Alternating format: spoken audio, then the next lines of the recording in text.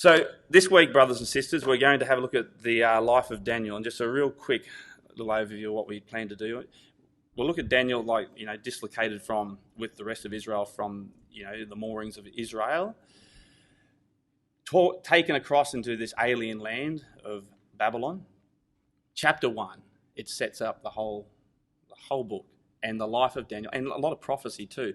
And we want to look at, of all the things Daniel could have objected to and abstained from, he abstained from the wine and the food of Babylon. And why did he do that? And it's so interesting. So we're going to look at that tomorrow. Then we'll move into chapter 2, and we'll look at a little bit of prophecy. But Daniel finds his feet in chapter 2. He really hits his stride and realizes that he has a very specific purpose that God wants him to achieve and to set his mind to in Babylon, and that is of a saviour.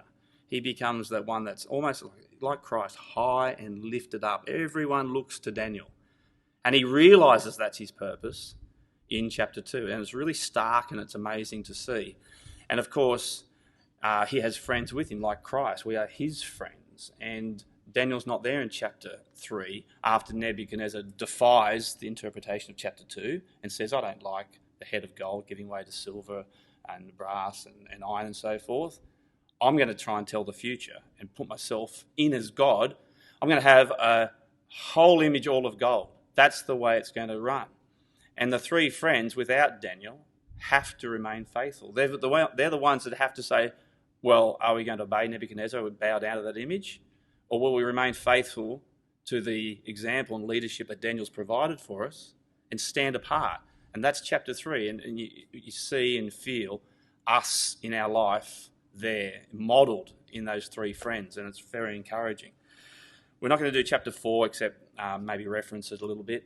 Chapter 5, you get that idiot Belshazzar coming to the throne, and he tries, right at the end of Babylon, he tries to reinstate what Nebuchadnezzar had at the beginning. He takes the Jewish vessels and he fills them with Babylonian wine, and it's just really interesting. And we see how God, what he actually thought of him, that inflexible character, Belshazzar, how he just like flicked him off the earth. It's gone.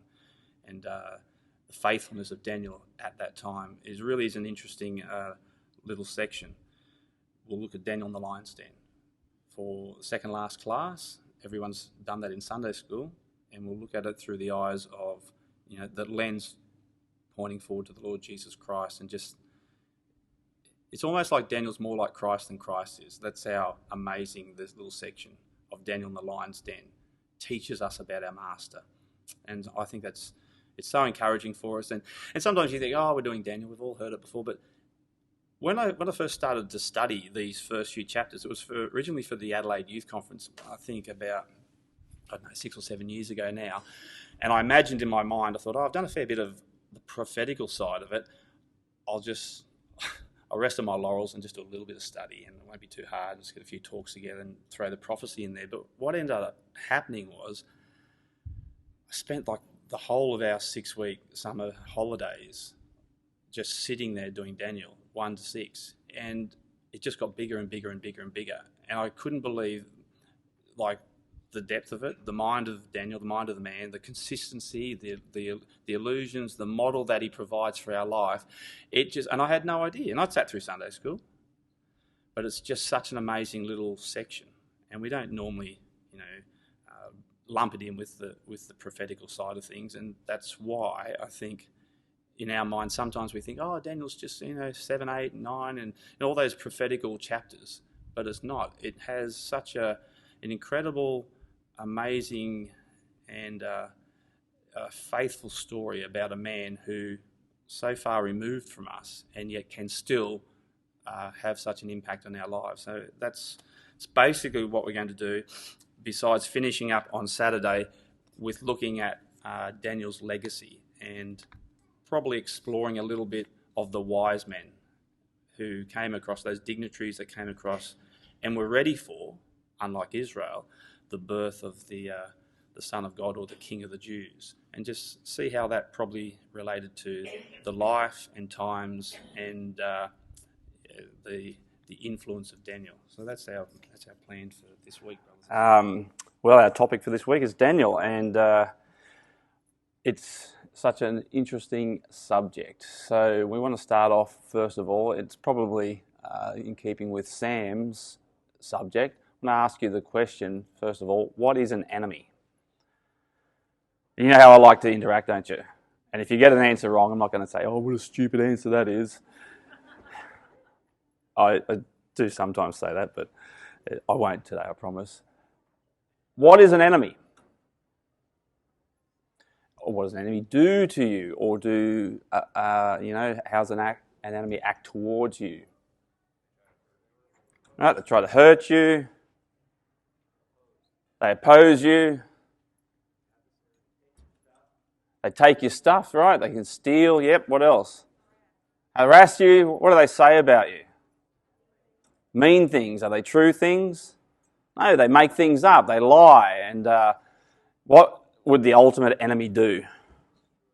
Destroy you, try and kill you. Exactly. Exactly that. And so, what's the greatest enemy in the Bible? Right, so we know it's sin and death. Everyone understands that, sin and death. Because that's an abstraction, we go, oh, okay, what's it look like? And like Sam's pointing out, it's this sin and that sin, and it's not righteousness, it's unrighteousness. But what the Bible does, in an effort to show you what sin is, and to help us understand it, the Bible's just full of pictures, full of images, full of metaphors and personification of sin. So if we got sin, the great enemy, and we said, let's give it a territory. Let's give it a land where it lives. Let's have some people there. We'll give it rulers and priests and a temple and a whole system, all that will oppose God, hate God, persecute his people, blaspheme and lie about him. What would be a good title for that metaphor to teach us about what sin is? What was that one? Yes! First go. It's Babylon. Babylon is an excellent metaphor to teach us all about sin. And we'll talk about Babylon in the New Testament a little bit. But Babylon is a liar and a murderer. I don't know if you've ever followed this through, but it's a classic theme. Who was the first liar and a murderer? Before him. Serpent was. Because Cain was a chip off the old block, he was just like his father, because John tells us that. Cain's just like his dad, the devil, a liar and a murderer. A liar and a murderer. So a liar is somebody who speaks wrongly about God, blasphemes, has wrong doctrine about him, represents him in the wrong way. And a murderer is someone who persecutes and hates and goes about to hurt and kill and destroy God's people. Liar and a murderer. And you will find, probably without exception, that every single opposition throughout the entire Scripture it can fit into that category, liar and a murderer. What did Christ confront when he talked to the religious rulers of his day? Were they that sort of character? What did he call them? Right, so how were they like the serpent? They were liars and murderers. They told untruths about him, they blasphemed God, and they were trying to put him to death. You go through all the different symbols in Revelation, you got the dragon, the beast, the false prophet, and so forth, and Babylon, and they're all liars and murderers. It's exactly the same. Now, we want to look at, just to begin this whole section about Daniel, put him into context, where this all begins. If I ask you the question, where's the first occurrence of the idea of the word enemy in the Bible? Where would you find that? No. It's enmity, that's true. That's true. There's the fight there going on, but where is it an enemy identified?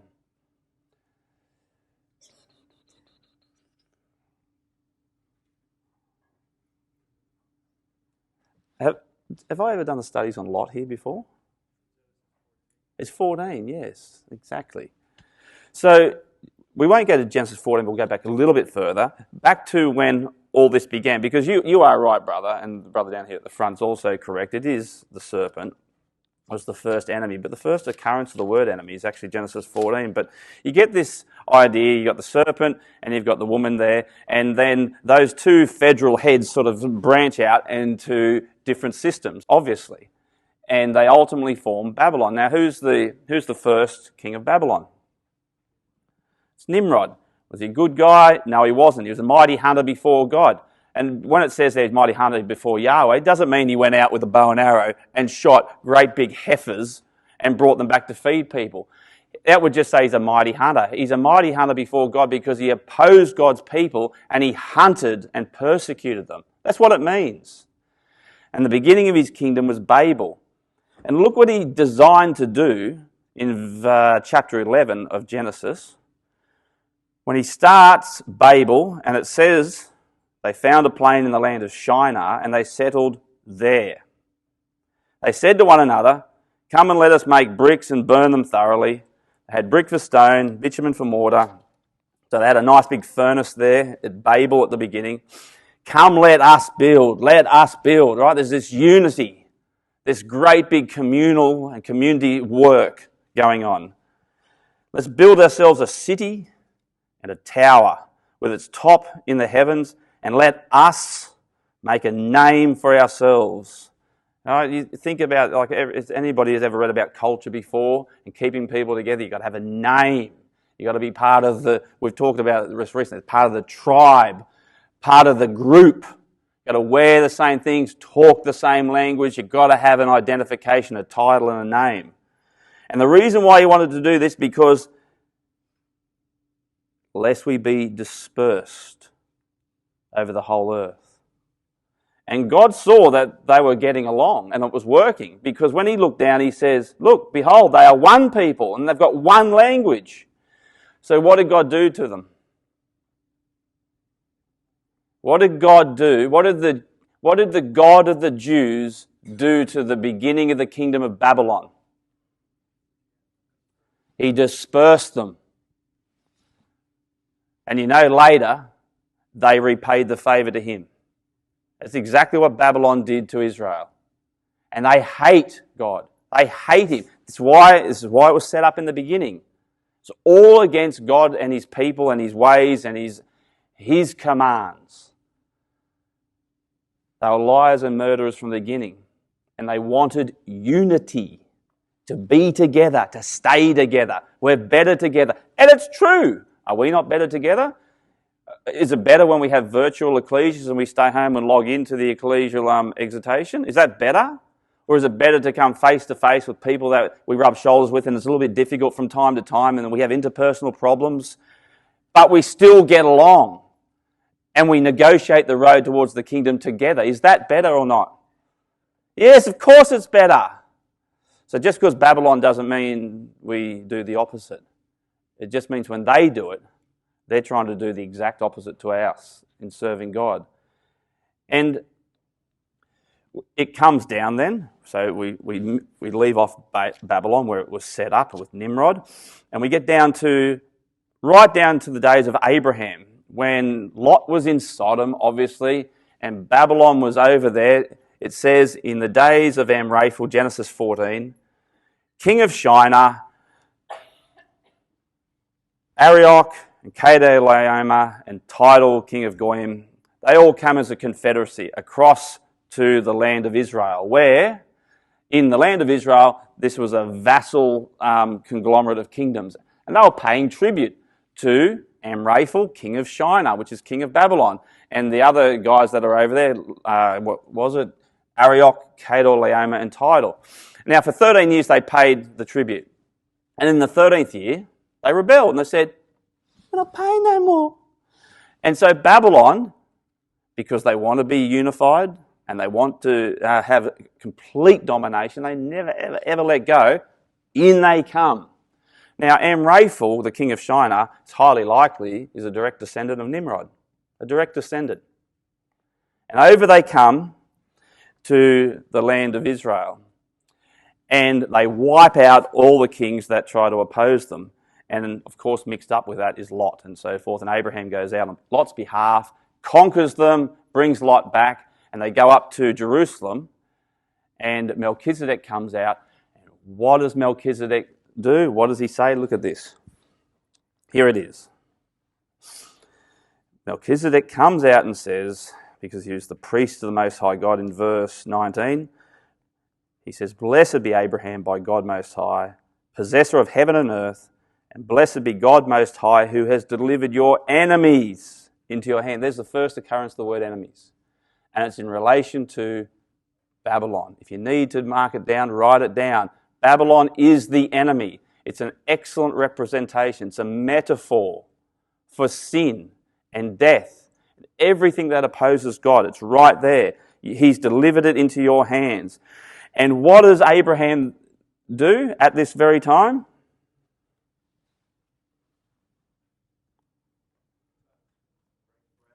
Yes. What verse is that in?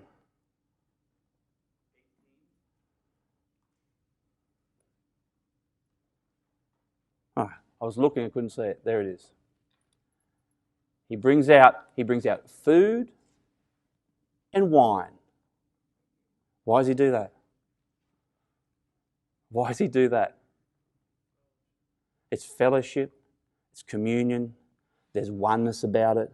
You've got we know the symbol of the wine, many grapes brought together. There's a symbol of unity. Wine is a classic symbol of unity. People gather around, they sit, enjoy wine together, they have community. Isn't it interesting, brothers and sisters? Isn't it interesting that the very next time we're going to consider now, what's the very first thing Nebuchadnezzar does when he gets domination once more over that system, over that kingdom which dispersed his ancient kingdom? What does he do? In Daniel chapter 1. He takes them captive.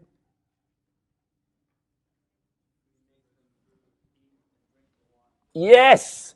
He brings out food and wine and says, "Here, have it. Be a part of us. You're in fellowship with us now." This is significant. And once again, true to form, just like the old kingdom of Babylon, they want to unify. And this is what we're going to look at in Daniel chapter 1. This is the issue. We want to outlive Babylon. Daniel wanted to outlive Babylon. Daniel did outlive Babylon. The message for us, the exhortation for us is this is how to outlive Babylon. The key is don't drink the wine of Babylon. They want to unite you.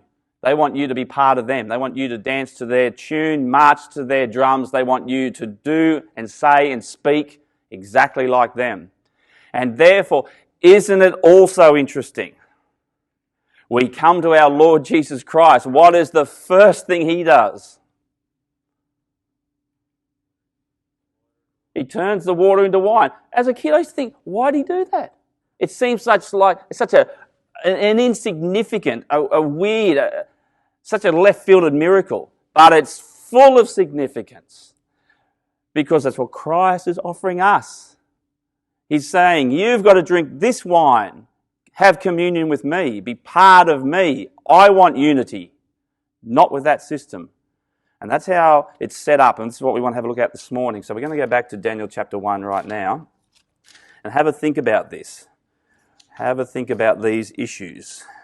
The enemy, the liars and the murderers, and how this system is a beautiful, not a beautiful, but it's a significant and a very visual representation of what sin is and sin is like. Now let's just read this little section here together, okay? So we'll get to verse 1, 2 in a second. So we want to just make this one point.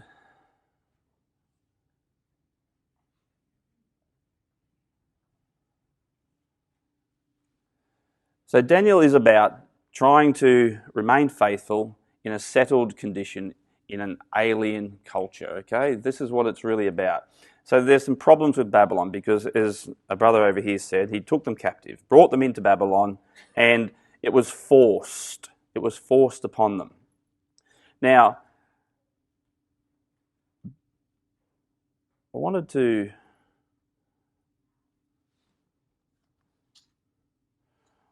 you to tell me this. I want you to give me some live commentary. You're Jews, you believe that you have the promises made to Abraham. You are looking at the rising power of Babylon. It's getting larger. They're threatening you. You've heard of the prophets, and they've said that you've been sinful and that you're probably going to go across there. But you don't believe them. You don't believe that. You're fully in denial, and you know that anybody that comes and touches the apple of God's eye will surely be annihilated. So we're going to read this little section here, verses 1 and 2. And what I want you to do, I want you to tell me when I stop, I want you to interject with what you think will happen. So Babylon hasn't invaded yet, but it's just about to. It's coming up to the borders of the land, and you are the Israelites living at that time. And you're the ones who are the sinners, but you're so self-righteous and full of yourselves. I'll put myself in. We're all self-righteous and full of ourselves. And we know that there's no way Babylon can come into here. In the 3rd year of the reign of Jehoiakim, king of Judah, Nebuchadnezzar, king of Babylon, came to Jerusalem and besieged it. Now I'm one of your little children. What are you going to... Mum, Dad, what's going to happen?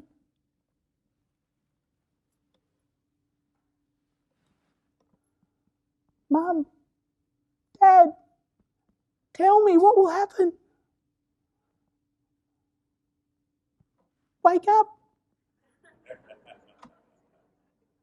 There's bad men outside.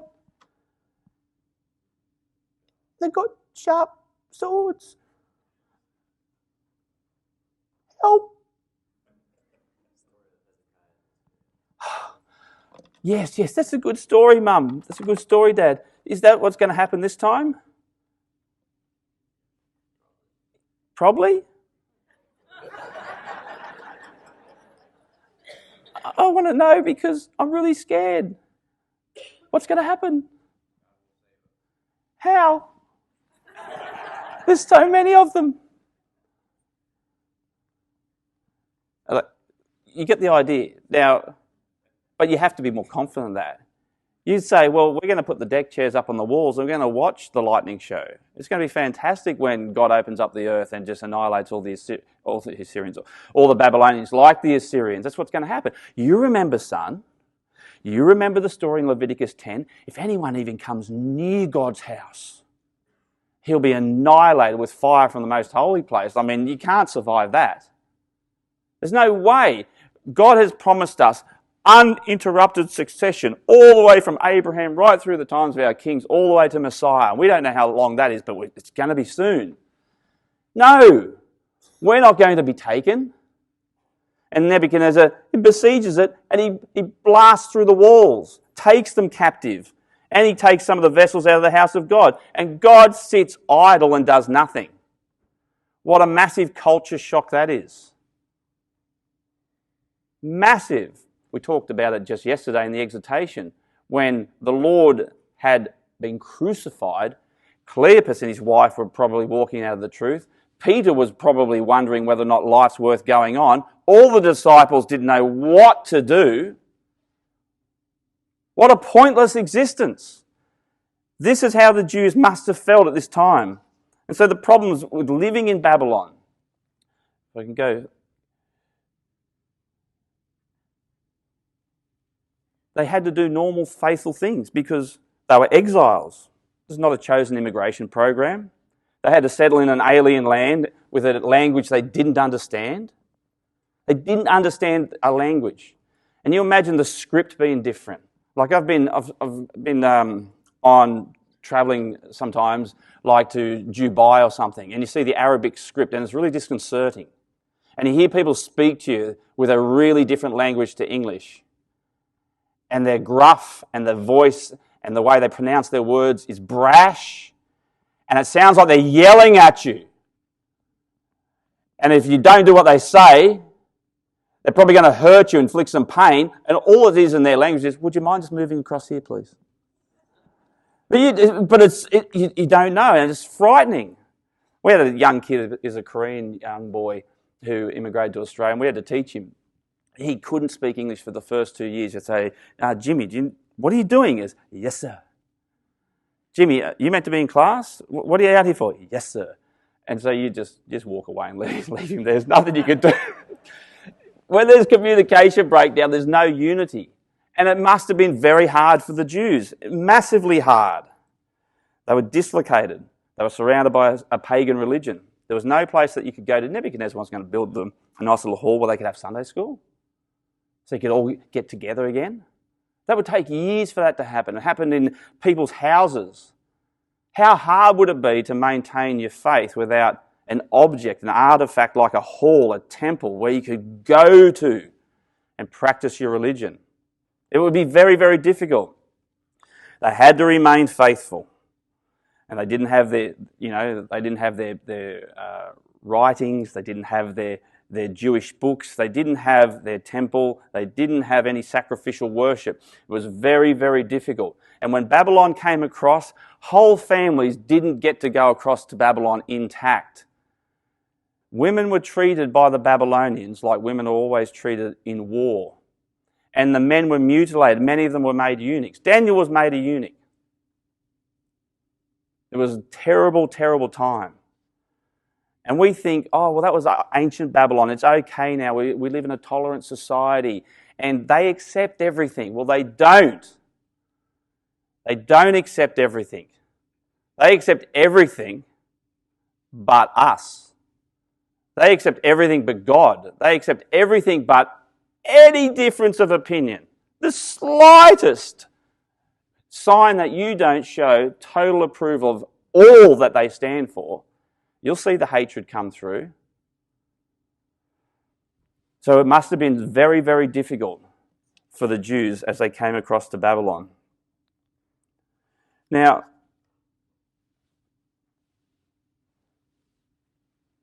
so you go through this culture shock and you think, what is life worth living for? God's obviously given us up, because I told my son and I told my daughter that the Babylonians had never come in here. Just like the days of Hezekiah, he'd destroy them. And just like the days of Nadab and Abihu, God would take care of those who ever touched the sanctity of his holy things. And none of that even happened. We couldn't foretell it. My worldview has been completely shattered. I didn't expect it to go like this. I didn't foresee it, but it's happened. Everything that I'd lived for, everything I gave my life and my family to, is now gone. What is the point of serving God? And Babylon now wants to put them through this enculturation process whereby they give up all their Jewishness and they become all of Babylonian. That's what it's about. Don't bother. What's the point? You're not going to get your fig trees to settle under. There's not going to be a kingdom. This is the kingdom now on earth, here in Babylon. You're Daniel now, you've got to reach for something, an anchor, something to calibrate your existence in Babylon, something to give you hope and some meaning to remain faithful. What's it going to be? And you think about our day and where we live now. We live in the last days, but man, they're going for a long time, aren't they? I mean, 88 went, some of you were around 67, I certainly wasn't. But I was around in 87, 88. There were brothers and sisters in Lismore that had their bags packed ready to go one Sunday afternoon. Because back then we were pretty naive and there were some pretty immature brothers and sisters, but they're well-meaning. But they put a date on the calendar and said Christ is going to return on this day. About 40 years after Israel were announced as a nation, had their bags packed and they were ready to go. 88. Well, we might be a few years out. 98, 97, 98 goes by. 50 years, and that was significant for us all. So we changed our dates, didn't we? We said, oh, well, maybe 48's not the date we should, date things from. Let's take it from 67. And we keep doing that. But we're still wrong. And I'm even miffed about it. I think, well, how much longer is it going to be? My kids have grown up saying, Dad, he's taking a long time. And I say, well, kids, he is. And now, like Daniel, we are in another alien culture, and we're not just here for a short time. All collectively, holding our breath, thinking Jesus is going to come back and we won't have to get our insurance or our superannuation or worry about our education or anything like that. No, it's not true. He may be some time off, but he's certainly longer than what any of us expected. And it's worrying. And so we've got to be like Daniel, living in a settled condition in an alien culture. How are we going to do it? Now, Daniel was reaching for some meaning in this this terrible situation. And he's there. You've got the king Nebuchadnezzar. And sometimes, do you guys ever feel sorry for Nebuchadnezzar? He tried hard, he blew up, and then God brought him down, and he blows up again in pride, and God brings him back down, and then he pops back out of the box and says, no, it's got to be my way, and God says, get back in your box. And it happens, and we sort of feel sorry for him, but you've got to understand, Nebuchadnezzar was deeply religious. There's no doubt at all that, we understand Australian history. I know about Captain Cook and when we became a nation. You know about 4th of July and the history here in America. There's no doubt he understood the Babylonian history. He knew about Kedorlaomer. He knew about Nimrod and Amraphel. And he knew about Abraham, probably the great trader, because that was significant when it came to the time of the battle. It was Abraham, the Jew. And he met with Melchizedek, the king of Salem. And Babylon, or Nebuchadnezzar, deeply religious, wanting to proselytize and create unity in his new kingdom. As it says there, you read some historical records. His god was probably Marduk. His dad's god was Nabu, from which he was named after. And there's an inscription where he does style himself as Nabu's beloved and favourite. So he thought he was working for the Babylonian gods. There's absolutely no doubt about that. He ran their fan club. He did everything he could to put down every other religion, particularly the Jewish one. Now that's very significant. That's what Nebuchadnezzar's trying to do. And you're Daniel and you're trying to reach for a bit of meaning. A little bit of meaning in all of this. Is there anybody else that Daniel could have seen some likeness to his situation that had gone before in Israel's history? Who would that be? Yeah, it's Joseph. We all know it. Who's got the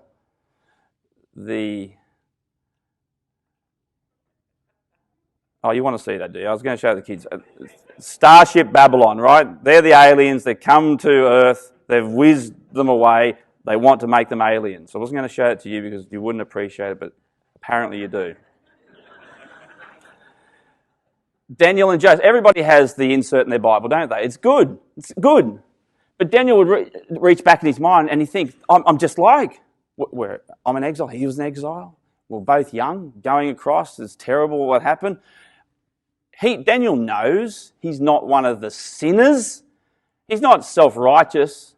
It's not like that. But he does love God, and he is young, and he is following God. He knows it's not his fault, no matter what contribution he may have made in the big scheme of things to them being carried across to Babylon. He knows, like Joseph, he's a godly man, and he's trying his best.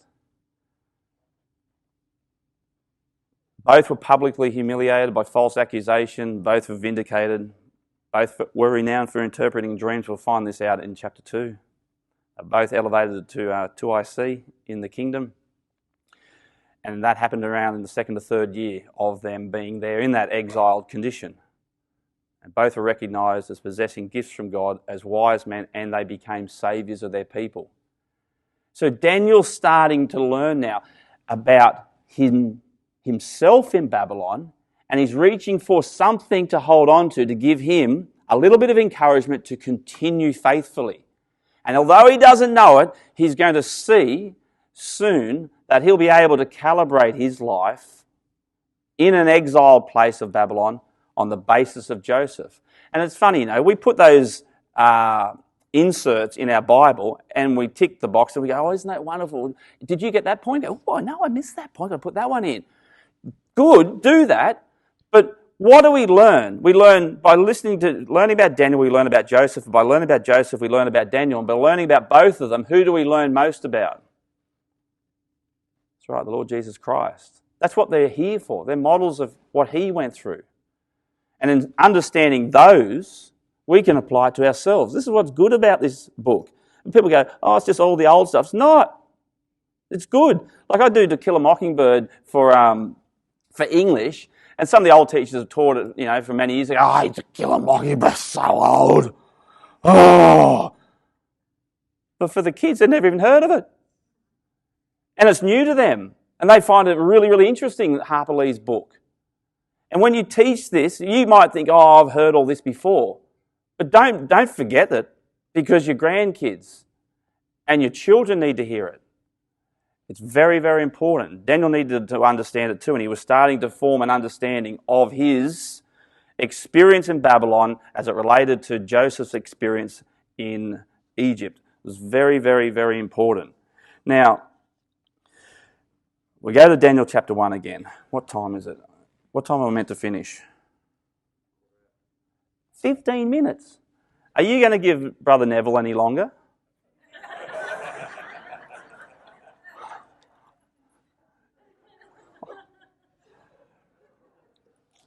Because I'll be watching. I've got my spies in here when I'm over at the teenagers. All right, we're going to make some ground up now. So, Daniel. They come in, some of the nobility and the elite of Israel, and Daniel's one of them, are separated because they're going to be trained specifically. They want the brains. Nebuchadnezzar, he's a smart administrator, and he wants to make sure his kingdom continues. So he's going to get the smartest. Those that have knowledge and understanding can be taught and make them Babylonians, and he's going to make them work for him, serve in an official capacity in the court. And that's why they've been separated. Now, look what happens.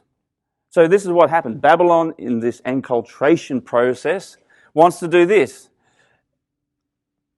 Made them eunuchs, took them from other captives, separated them, taught them for 3 years, educated them, allocated a daily portion of the food, of the wine of the king, trained them how to conduct themselves, and he renamed them after the gods of Babylon. Now you're Daniel for a second, and you want to make a stand, and you want to remain Jewish. Of all the things there that you could object to, which is the one you'd object to? No. Yeah, I'd go with the one at the top as well. That's exactly. But, yeah, the name. I mean, they're going to bestow upon us a Babylonian god. But I'm a Jewish person. I'm not going to accept that. But then again, that wouldn't change who you are as a character. It's just a title. It's nothing. A name. But I'll tell you what, you don't have to go far into the New Testament, like Mark chapter 7, to make a good case for objecting to the education. Because, like Christ says, it's not the food that goes into you that defiles you, that just leaves you. It's what goes into your mind and settles in your heart. If you and I were Daniel, we would have probably said, no, we refuse to be educated by the Babylonians. We don't want to think that way. We don't want to have our characters changed because of the new knowledge that you're going to give us. So why does Daniel say no to the wine? Out of all the things, why does he say no to the wine? That's what I find absolutely amazing. And it's not, brothers and sisters, just because it was offered to the gods. The clothes he wore, the chairs he sat on, the whole of Babylon was offered to the gods. He couldn't touch anything that wasn't dedicated to some Babylonian god.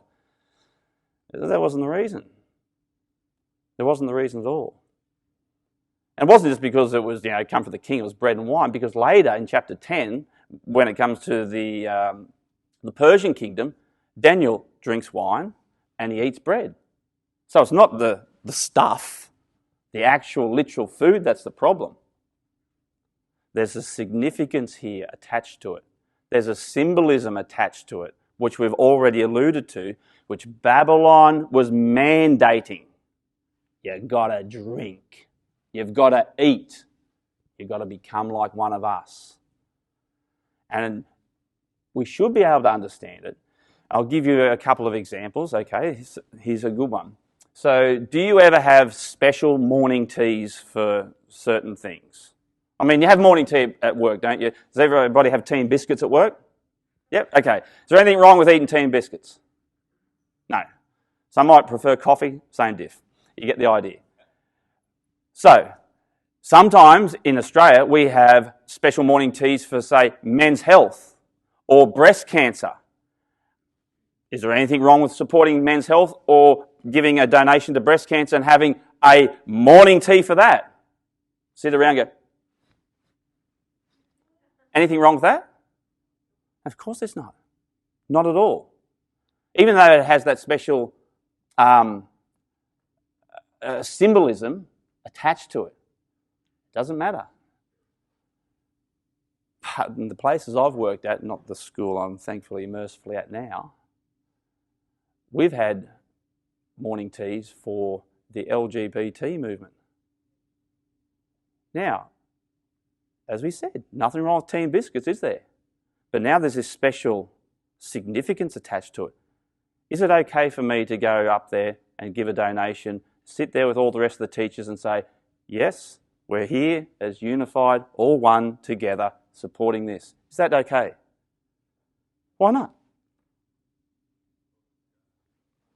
Well, what's wrong with those poor people? They can't help it. What, are we being judgmental? We don't get to choose the rules. This is the thing. Like Sam said this morning, it doesn't matter. God says it's wrong, it's wrong. Even if we think, but they're in a committed relationship, which is what we get fed all the time. Their significance matters. And at this time, Daniel knew this is what Nebuchadnezzar was trying to do. You're going to be like us. You're going to be a Babylonian. And I want you to have communion with us. It's not just about the Babylonian gods. It's about everything that opposes God was represented there in the king's food and the king's wine. Have a look at 1 Corinthians chapter 10, please. Right before, would you believe, 1 Corinthians 11, which is all about the cup of Christ.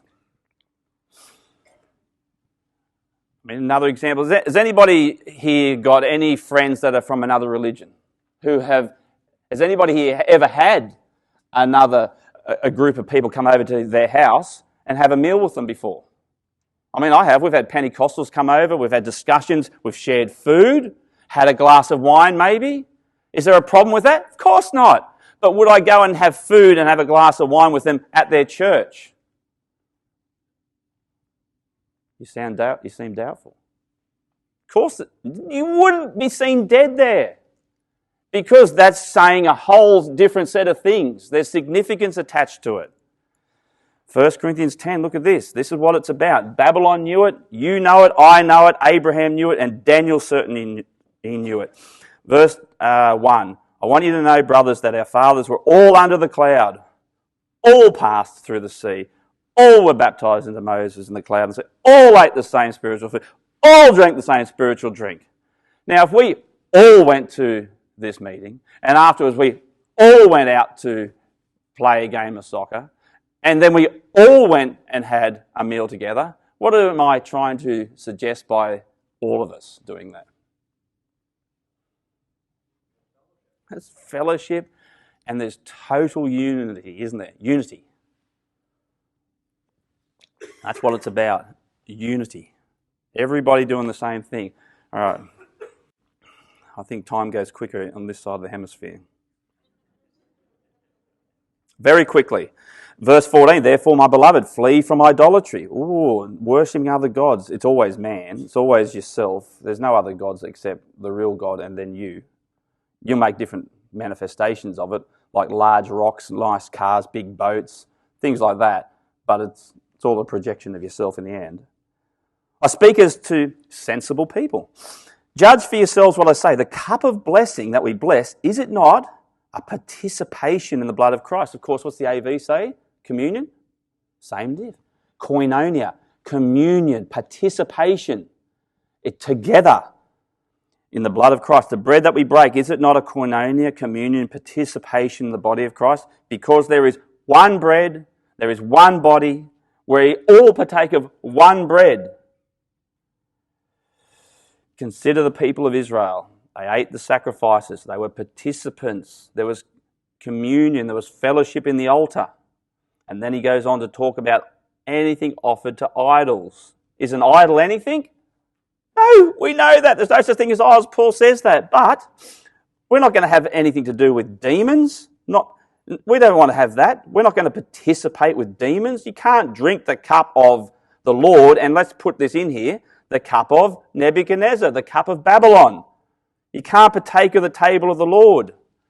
And so, what does Babylon always do? This is why Daniel refused the wine. Because he understood he didn't want to unite with the common values of Babylon. They were transgressing the commands, the plan, the purpose, the character, and all the values of God. And he understood that it was spiritual food. It spoke of who you were going to serve and who you were going to worship. And in the context, Daniel knew that they wanted to make him one with them. And it's interesting, isn't it? When you go to chapter 11 of Corinthians, there's the cup of Christ. And what was Paul's problem with the way they had the supper of the Lord in Corinthians?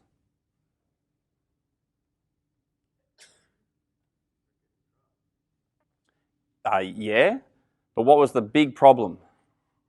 It was all about unity, and in Corinth, yes, there was divisions. There's divisions amongst you. That's not how the cup of Christ works. And Nebuchadnezzar's cup worked exactly the same. Nebuchadnezzar wanted everybody to drink from his cup because he wanted to get rid of the divisions of Babel, the divisions that God, the God of the Jews, put upon us, and he wanted to create unity. And isn't it incredible? Daniel saw it. So we open our eyes, we see it in our daily life. We should know we've got to have an awareness, a spiritual acute and keenness about ourselves so that we can understand what is something we should stand for and what isn't. What does have a spiritual attachment to it, which we stand aside. We don't have to make a big song and dance about it, but we quietly say no. If I was forced to have to go to an LGBT morning tea at school, I would have called in sick that day. I wouldn't have been there at all. Thankfully, when there's an option, I just happen to be busy in my classroom at my old school. Oh, you didn't go? No, I didn't go. You don't have to make a huge objection, walk around with a placard, they're all drinking tea and coffee, come in, we hate, da-da-da. That's not the way we're meant to act. It's not Christ-like. And Christ's first miracle proved that this is what his life was about. I'm going to share this with you. You're going to have communion with me, that we may become one together and one with our Heavenly Father. That's what the wine's about. Melchizedek brought forth bread and wine for the same reason. And Babylon has never ever changed. So what happens when you get to Revelation? What does Babylon do? And what does God say? I've got a problem with you for doing. Because you forced all nations, you mandated, didn't suggest it, didn't offer it, you said it's a rule. You've got to drink from our cup. You made all nations drink. Persecution, wrong doctrine, immorality, everything that's a contrast to Christ. Of course, we know it's Rome in the New Testament, but don't just think it's confined to the Catholic Church and the European civilization. They're analogous. They're metaphorical for sin, as we said already. You look at that system, you go, oh, that's what sin looks like. It's terrible. It's against God. It's against his people. And I don't want to have part of that. I want to keep away from that. And of course, drinking Babylon's wine can affect us every single day individually. Sin challenges us every single day. Drink its wine. Do this. Every time you do something that you know is to be wrong, you're drinking the wine of Babylon. Simple as that. It's not even a difficult symbol to work out. Don't think it is, brothers and sisters. It's relevant to us now. Every time I get angry with my wife and I act unjustly towards her, I drink Babylon's wine. Even if I'm justified. Can't act like that. Not that I ever would. I'm a good husband. I always buy flowers all the time. An individual or group that seeks to lead you from God, taking somebody away from God, killing them, murder, lying about Yeah, it's okay to do. Yeah, it's fine. God doesn't care about that. Drinking Babylon's wine. A nation or a government, as we've looked at already, politically manifested. It's Babylon, it's Rome, it's America, it's Australia. Any government set up, it's not based upon the principles of God, that forces you to partake of its way of life and does not allow you to serve your God, is trying to do what Nebuchadnezzar did, make you drink the wine of Babylon. That's what it's about. And I believe, that's exactly why Daniel refused it. That's why he refused the wine. He didn't object to being separated from the other captives. Oh, let me be with my friends.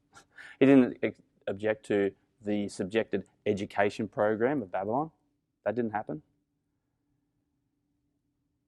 And he didn't object to being made a eunuch, or may have, but it happened. And he didn't make something strong objection about that. And he didn't even object to standing before Nebuchadnezzar at the end. But what we do find is when he goes there and he asks, now, we've got 1 minute, or is it gone already?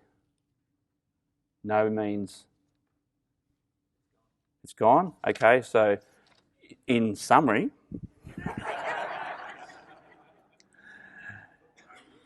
I will have you just turn back to Daniel chapter 1.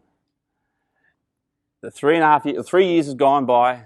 Nebuchadnezzar now questions them to work out which one's the smartest. And he goes, I have Daniel, I have Hananiah, I have Mishael, and I have, who's the other one? That one. Have them too. Have them also. And then we get this throwaway verse. And Daniel was there, 21, until the first year of King Cyrus. And that is everything. Because Daniel has outlived Babylon. And brothers and sisters, the exhortation for us is simply this. You and I want to be like Daniel, and I want to live out Babylon, and so do you and your families. And the exhortation from chapter 1 is, you tell me, how do we outlive Babylon? Okay, negatively, we don't drink the wine of Babylon or partake of sin. But put it in a positive way, what do? We take the cup of Christ, which is by doing righteousness, living faithfully in a settled, alien country, in this place, in this condition, doing the best we can.